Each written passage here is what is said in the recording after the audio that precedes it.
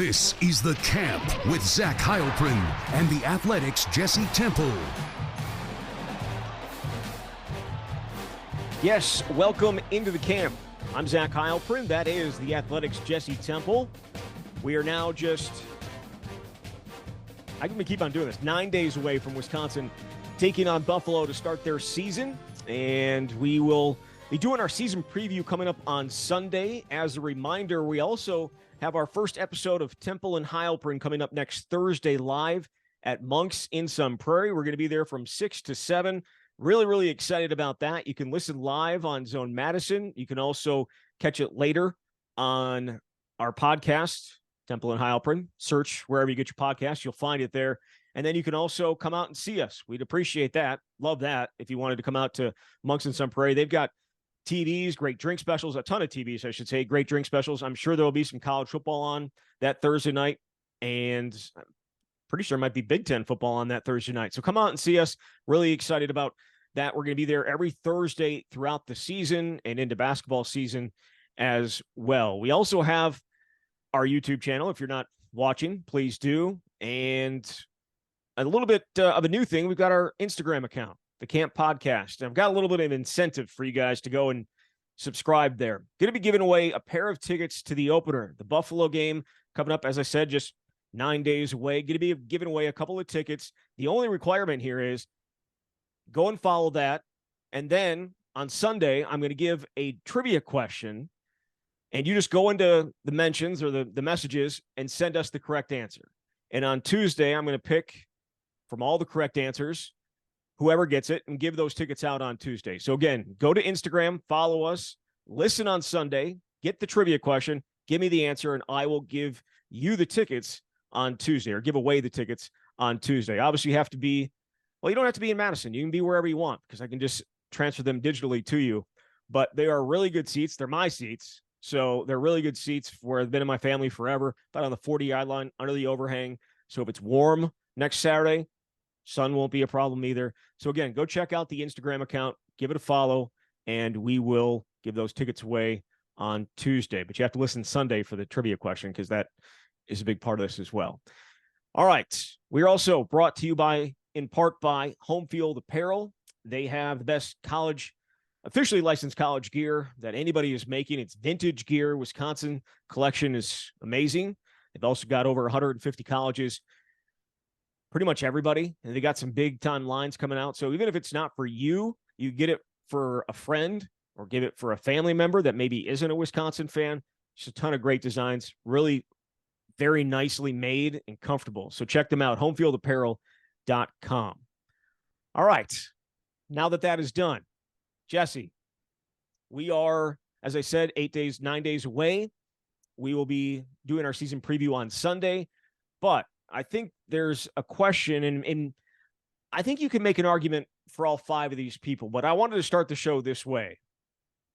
Who is under the most pressure this first year of the Luke Fickell era? And I'm going to give you five options. I'm going to let you go, and I'm not going to pick the same person you do, because I said I think you can make an argument for all five of them. But who is under the most pressure this year? Luke Fickell, Phil Longo, Mike Tressel, Tanner Mordecai, or Chris McIntosh? My initial reaction is to say Phil Longo, and I think part of it is a process of elimination. The first person that I would eliminate there is Tanner Mordecai, largely because if it doesn't work out, he's gone in 6 months. So what consequences does he have to face other than he's not an NFL quarterback if it doesn't work out? It's this year, though. I'm saying it's right. This year. Who's under most pressure this year? He's eliminating Tanner Mordecai is saying he came to Wisconsin just to throw away a senior year, which is completely not true. He came to impress NFL scouts. He is also the savior. He's the best quarterback since Russell Wilson, which obviously the last guy was supposed to be that, and it didn't go great for him, and he was under a ton of pressure every single week. And he's the leader of this brand new offense. He's the one that has to make it go. I think there's a ton of pressure on Tanner Mordecai. So again, as I said, I can make an argument for all five. Well, there's pressure on all five, which is why you're including them on the list. I guess my first thought is thinking about, what this means for the long term, it's hard for me just to think about this single season.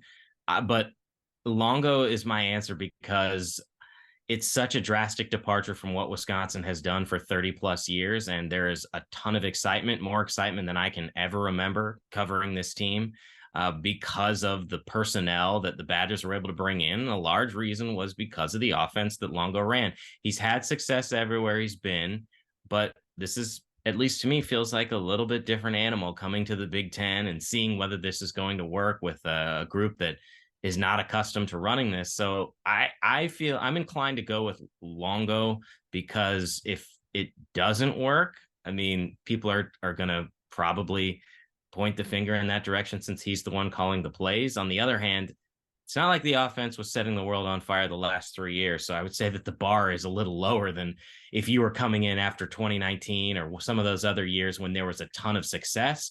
This is a program that is kind of now starved for success after having 3 straight years where they weren't very good.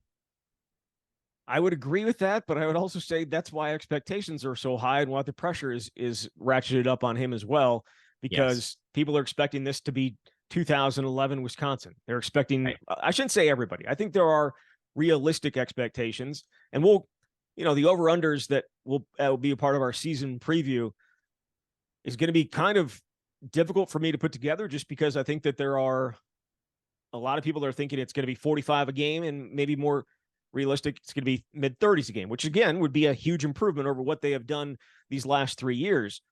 But yeah, the pressure's on him significantly. He is going, this is more of a Luke Fickell under pressure and Chris McIntosh under pressure, but they're going away from what Wisconsin had been, and it hadn't been overly successful the last 3 years, but it was still what everybody had known for the last 30 years. For the most part. I know Paul Chryst changed some things up in 2005, and the offense was just not what it was, when Ron Dayne was running the ball. I get that. But there's a lot of pressure on Phil Longo to get this right and get this done and make them into the offense that a lot of people believe they should be on a yearly basis. And so I think the pressure is very, very high on him. I would agree with that. I also think it's extremely high on Chris McIntosh. Mm-hmm. Because of what he did. He went away from Wisconsin, and it was a bold move, and it's a move that could go completely wrong. It could go Nebraska-ish, and just be, the end of what Wisconsin football as we know it was. That's a possibility. It's also a possibility that he just turned Wisconsin into a national contender down the line. Maybe not this year, but down the line, by going and getting Luke Fickell and making the best possible hire you could in this last cycle. And I know some Nebraska fans will say Matt Rule, and I know, maybe Colorado fans will say Deion Sanders, but I think it's easy to say Luke Fickell was the best hire of this cycle. And yet, when you make that hire, the pressure on that hire to succeed is significant. Luke Fickell and Chris McIntosh are tied together. They are tied together at the hip. If it works well, Chris McIntosh is a savior and a hero. If it works poorly, and this goes the other way, well, then his job is very much tied to Luke Fickell's, and I don't know if Chris McIntosh gets to make another football coaching hire. So I think Chris McIntosh has a ton of pressure on him, but I think that may be long-term, and I kind of think the same thing with Luke Fickell as well. Year one is not going to decide whether they are good or whether there's a good hire or a bad hire. It's not going to be just a one-year thing. To me, I think you could make a huge argument, and maybe Luke Fickell plays a role in this too because he's a defensive head coach, but a ton of pressure on Mike Tressel. How good has Wisconsin's defense been the last 10 years? Who is he replacing? One of the most beloved players and now coaches that have ever been at Wisconsin. And so if his defense does not match up to what the defense has been, not just the last, most of the last 3 years, but much of the last 10 years, and especially since 2017 under Jim Leonhard, that is not going to be very easy to deal with, I think, if you're Mike Tressel. So I think there's a ton of pressure on him to keep the defense at such a high level. As you mentioned, offense wasn't here. I mean, how much higher does Phil Longo have to be to make it better than what it was? So Mike Tressel, I think you could make an argument that he is under the most pressure because of who he's replacing and what this defense has been. I think it's tough to answer this question without bringing your own personal biases in. And I know it's an opinionated question, but like, we're a podcast. We are going to give opinions. And Well, there was going to be bias in those opinions. Even the great journalistic standards of Jesse Temple, there's going to be a little bit of bias in there. no, but I think where I'm coming from with Tressel is I just don't have much doubt that this defense is going to be excellent. So I'm almost automatically eliminating him from the conversation because 2 years ago when they were at Cincinnati, and yes, that was the most incredible year a group of 5 team was put together by making the college football playoff. Cincinnati was second in the country in pass defense. We've seen this team in practice defensively. I think they're going to be outstanding. And whether that means top 5 in the country or top 15, top 20, I can understand you may be disappointed if it's the 18th ranked defense in the country this year relative to where they've been under Jim Leonhard. But I don't have much question about Mike Tressel coming in here and succeeding because of the personnel that he has. And I think maybe it comes from a place of having more questions offensively simply because it's such a drastic departure. Now, it looks good on paper. There are moments where you go, oh my God, this is the deepest, most talented wide receiver core. Tanner Mordecai is the best quarterback this group has had since Russell Wilson. They've got 2 really talented running backs. I'm still waiting for it to come together on the field against an opponent and for it to come together consistently. And maybe that's where I'm coming from in this, where I have more questions about what the offense is going to look like. And because Phil Longo is such a highly touted offensive coordinator and has success so many places, the pressure is really ratcheted up. But it is hard to separate in this discussion pressure in this 4-month window with that long-term pressure, because you're right. I look at Luke Fickell, and I mean, his first year at Cincinnati, granted, totally different situation, right? He's a first-time head coach other than that 1 year as an interim at Ohio State. Cincinnati went 4-8. So they ended up being pretty damn good in the long run. And that's, I think, part of this too, is if Wisconsin doesn't meet expectations this year, it doesn't mean that they won't down the road with Luke Fickell. So that's where I'm coming from in this. It's interesting you talk about expectations for the defense. You're expecting them to be great. I'm expecting them to be really good. You're expecting them to be really good. You're expecting them to do this and do that. What comes with expectations? Pressure. Yes. You're right. So you have these large expectations for the defense. That to me is pressure, and the pressure falls on the guy who's calling the defense. And so again, for me, Mike Tressel has to be right up there. As I said, an argument can be made for all 5, and I think we did a pretty good job of making the argument for all 5. I can certainly see Phil Longo in there, and I can see Tanner Mordecai, I can see Luke Fickell, and I can see Chris McIntosh. But I think when it comes down to expectations, the pressure to keep a unit at a high level like Wisconsin's defense is, I think it's significant. But again, maybe that's just my bias showing. No, possibly. It just comes down to I feel better defensive. I feel better about this team defensively than offensively. That is not to say that this won't be a really exciting, awesome offense this year. It's just this sense of I have a better sense of what to expect defensively than I do offensively, if that makes sense. I think that's fair. Where do your expectations offensively? Like how many points do you think per game they're going to go to? And I know, as I said, we'll talk a little bit about this more on Sunday, but what do you think?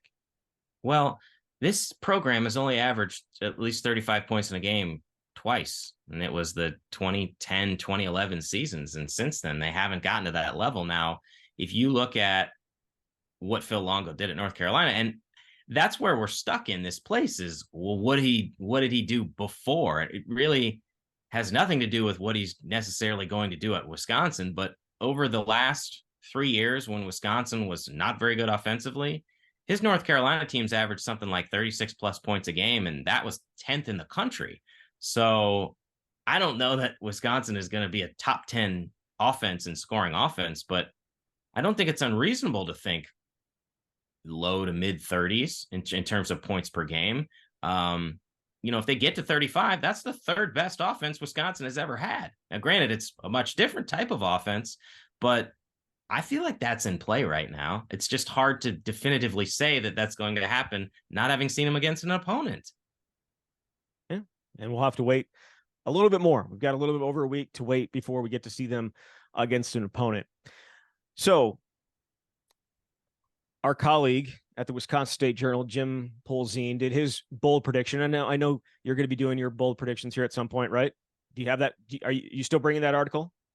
Yes, at some point. I'll make some predictions of some sort. All right. So great work by Jim Polzin in the Badger Extra crew that they do for the State Journal. And go check it out. Go subscribe.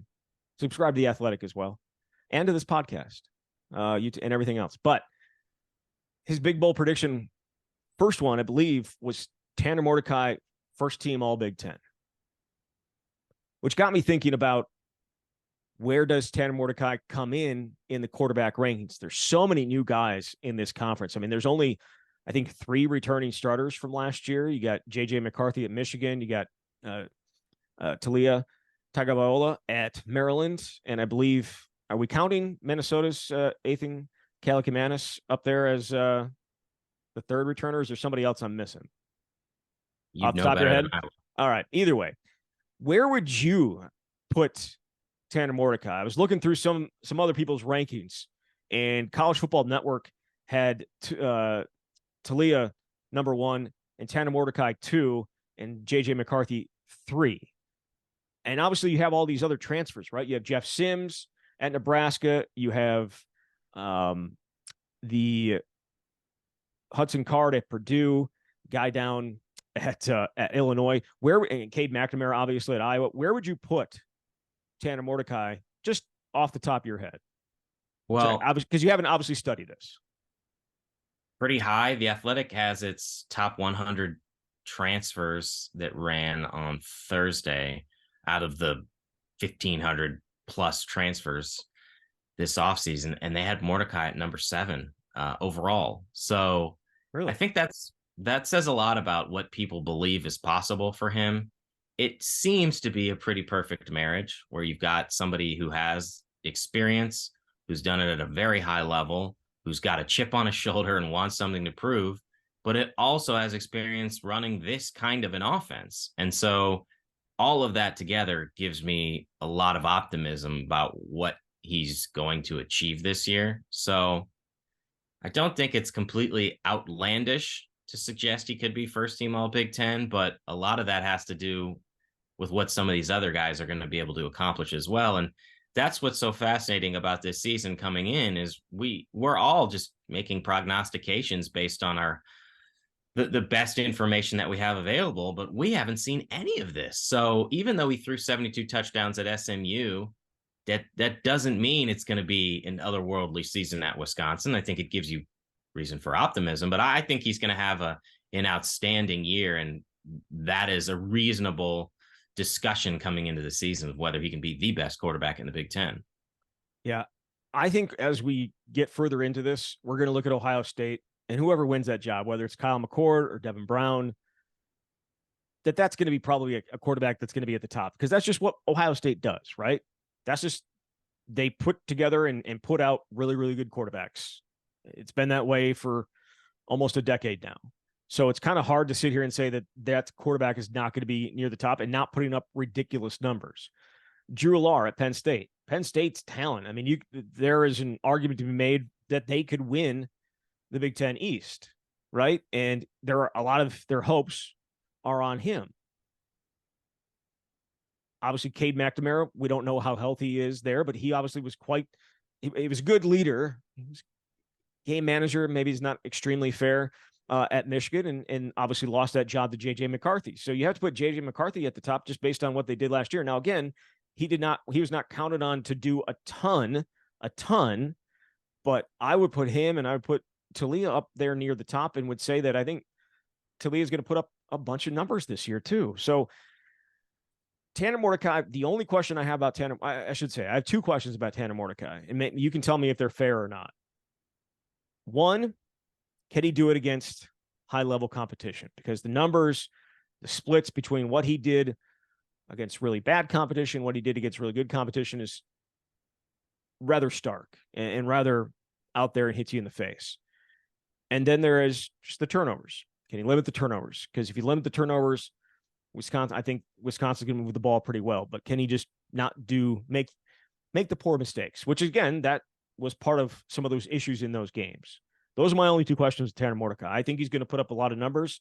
I don't know that. I personally think that he's got a real good chance of breaking Russell Wilson's record of yards, touchdowns, maybe, but yards. If he puts up that many yards, he's going to be probably in the conversation for one of the better quarterbacks in the Big Ten. So I think it's a fair conversation to have him up near there. But you think about how often it's happened at Wisconsin. Not a ton. But again, this offense is significantly different. We've mentioned this before, but in the wins last season at SMU, Mordecai threw 23 touchdowns, 1 interception. In the losses, 10 touchdowns, 9 interceptions. Now you go back and look at the splits of every quarterback ever, and does he play better in wins? Absolutely. On the whole, though, for as much as he threw at SMU, and he had the 72 touchdown passes, I believe he had 22 interceptions, which is not terrible considering as much as he threw. So I think that's something to keep in mind. And I also think people have some trepidation in part because of the performance in the launch or at the launch, where the first 3 possessions, it's 3 interceptions. He ends up with 4 picks. And that's the worst practice that he's had as far as what we've seen. And so I keep coming back to that. I do think he'll generally be able to take care of the football, but the other part is what stands out most to me is, can you do it at a really high level and not just be the game manager type of quarterback, but be the one who you need a big play. Okay, Wisconsin has the quarterback to go do it. That's why you're upper echelon in the Big Ten. Can he be that guy? And that's part of the reason why he's here too. He wanted to pursue the NFL after SMU, said he wasn't super fired up about the feedback that he received from pro personnel. And now you show you can do it here. You're going to be an NFL quarterback. So I think that is the bigger concern on my part. Yeah, sure. I get it. You're right. 72 touchdowns, 22 interceptions the last 2 years. When you're throwing the ball that much, that's not that many. But I'm talking about at Wisconsin, limiting turnovers, putting your defense in a good spot. It's vital if you're going to be competing for a title. And again, a lot of those numbers, as you mentioned, against high-level competition, maybe weren't necessarily exactly where you'd want them. But he's got a better surrounding cast, especially along the offensive line, than he did at SMU, just in my opinion. I don't know if some of his wide receivers there are pretty darn good. So he's, maybe deeper here.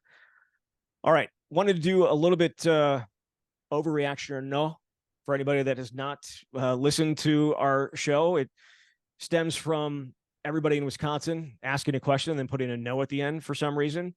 So it's like, hey, Jesse, how you want to go to the store this weekend or no? That's what this is. Overrated or no? Overreaction or no?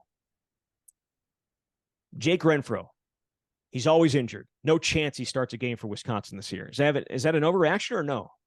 Feels like an overreaction to me, although as these injuries build up, I do question when it's going to happen for him. And the other issue here, and we should say we've mentioned this before, but he's got a foot injury that Luke Fickell said could keep him out a few weeks.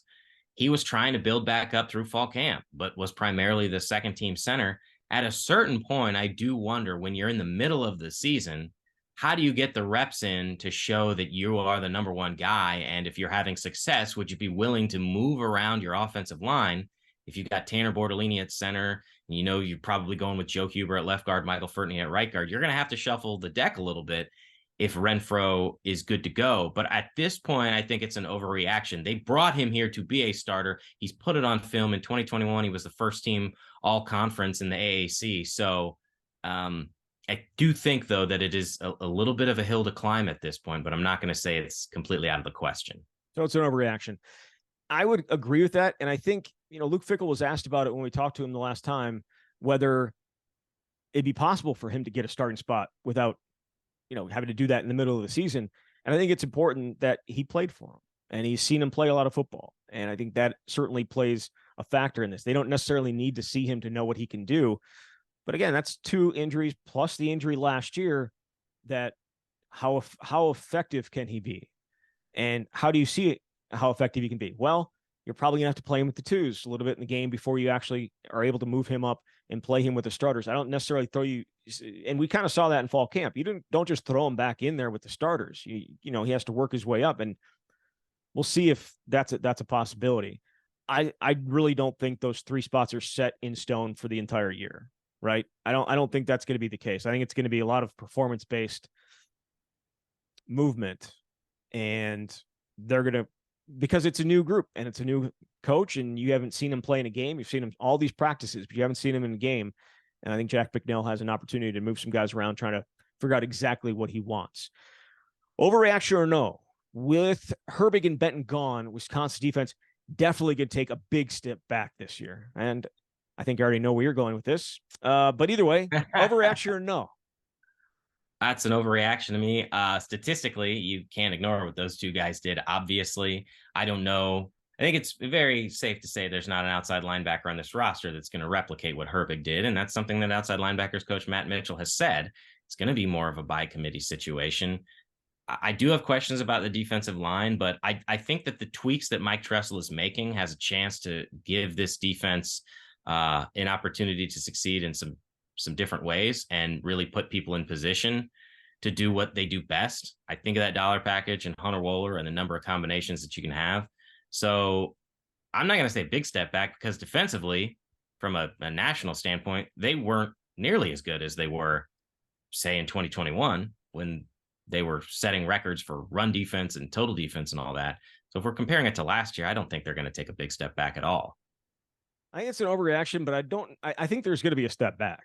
I think that there has to be because you're losing two big time playmakers. And while you have some guys that you like, I don't know that they necessarily obviously have a Keanu Benton on the defensive line. I don't think they do. And I don't think they have a Nick Herbig at outside linebacker. Two guys that just created havoc and chaos, which is kind of what they want their front seven to do in this new defense, which wasn't necessarily the case with the defensive line in the previous system. Keanu just did it anyways. But I think there's a step back. I just don't know how big of a step back it is. So it's an overreaction to say it's going to be a big step back. It's not an overreaction to say there's going to be a little bit of a step back unless guys emerge and become big time playmakers on those edge positions. I'm just not sure necessarily who it's going to be in that front. I know we like Brodus Johnson. I know we like James Thompson Jr., and they have made some plays in the backfield. Darrell Peterson as a pass rusher, I'm a fan of that. And we kind of saw at the end of last year, him making strides. But I think a lot of their playmakers are in the secondary right now. And that's a good thing, especially since one of those guys is Hunter Wohler, and he's going to be playing all over the place. And so I guess you could maybe consider him even a part of the front seven at times.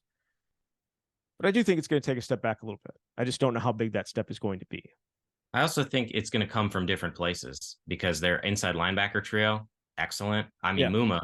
Muma looks ready for, you want to talk about all Big Ten guy? He looks ready for that kind of season. Jake Chaney is going to take significant steps forward. And you talk about Hunter Wohler. Well, if he's going to be playing up, he can make plays in some different areas. So part of me thinks, yeah, they don't have that 11.5 sack guy, but it'll come from some different areas and allow the defense to have success. I'm an idiot. Of course, Muma Jongmeta and Jake Chaney and Jordan Turner are all playmakers. I don't know why I just completely left my mind there for a second. All three of those guys I feel very good about as playmakers, especially Muma and Jake Chaney, just the way that both of them attack people, and Jordan does too. But the way that they attack people, Muma can do it in a couple different ways, hit you in the face and then go around you type of stuff. And he is poised for a big year. All right.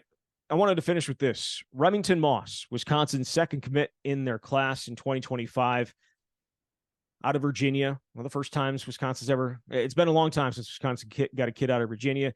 He is somewhat of a legacy, right? Cousin of Brent Moss. He tweeted the other day that he's got an offer from a future Big Ten team. USC has offered him. I know we've talked about this with guys being committed or not being committed. Would you consider Remington Moss committed in Luke Fickell's mind? Yes, because he has committed. But the thing is, the 2024 guys can't even sign until December. So with 2025, I think the door is always open, especially for somebody that far away. And I wrote a story last week about Colin Hitchler and his recruiting prowess, and he was the primary guy on Moss. But this is not a hotbed that for Wisconsin. He's the first guy out of high school from Virginia to commit to, and if he does sign, which is still a while away, to be from Virginia in the internet recruiting ranking era. The only other Virginia guy was TJ Renard, who Wisconsin found by way of Independence Community College in Kansas. So I think that's part of it. Is he committed? Yes. But what is commit? this Well, goes no, back to what does commitment mean at this point? I mean, you talked to Luke especially in Fickell. 2025. You talked to Luke Fickell. Yeah, yeah. I think he looks at it as if you're going to visit other schools, then you're not committed. Okay. It's one thing to tweet, all right, I got an offer. I mean, that you can celebrate that. And there are certain players, and it all depends on your personality. I've talked to numerous guys who, once they sign and I'm doing a story on them, talk about all the offers they got, but they didn't want to put that out there because they didn't want that kind of attention. They didn't want it to look in a negative fashion against Wisconsin. But we've seen guys that tweeted out offers that ended up signing with Wisconsin. I mean, Julius Davis may not be the best example, but way back when, he was getting offers from some big time schools. Yeah, I think LSU too. And so it happens. But if you're going to go visit, that is when the staff goes, all right, then you're not really committed. The one that I'm even more fascinated by is the Darian Dupree situation with Alabama. And I bring that up now, and he's one of the 3 running backs committed in 2024. I think the Chicago Tribune just did a story. It was previewing Mount Carmel's season, where Dupree is going to be a senior, and Jordan Lynch, the former Northern Illinois standout, as the head coach. And they were talking about it a little bit. And there's some speculation about whether he's going to take a visit to Alabama. And that is, you get an offer from a program like that, it's very hard to ignore. And so I wonder what's going to happen in that situation. Again, if you take a visit, then you're not really committed in the eyes of the coaching staff, and that opens the door for everything. But we know what it's like in this era. Commitment doesn't mean anything until you sign. And so that's just the way it is right now. And Wisconsin is going to be looking to do the same thing with other guys who are committed to other programs if it doesn't work out with the guys they have. So it's part of college football now, and it's part of the evolution. It took 3 running backs for a reason, but Dupree was always the one at the top. And so losing him would obviously be pretty significant. But again, that's not what we're talking about here. We're not saying that is actually going to happen. It's just the possibility. And even if he does take a visit, it doesn't necessarily mean he's not going to end up at Wisconsin too, right? I mean, just not committed doesn't mean he can never commit again. Right. I mean, you can, yes, people visit and then they stay committed, or they don't change their commitment. On the other hand, I don't know. I mean, we're coming off that June official visit season where you had guys like a Vernon Woodward commit to Wisconsin, but still took his other officials and then ended up flipping to Illinois. It's one thing if you're going to take your official in June and then go visit other schools and make your decision afterward. That's what should happen. It's a little bit different when you make your commitment and then later you start visiting schools. Yeah. We'll see. I mean, Kyan Barry-Johnson also told you that he was potentially going to still take visits. I don't know. That didn't happen. Doesn't mean it can't happen. Right. We'll see. Recruiting always changing. All right. We'll be back on Sunday. We'll do our season preview. And then we've got obviously Tuesday. If you missed it from the top of the show, you just skipped all that. Tickets for the opener against Buffalo. Really good seats. About a 40-yard line under the overhang, about 50 rows up.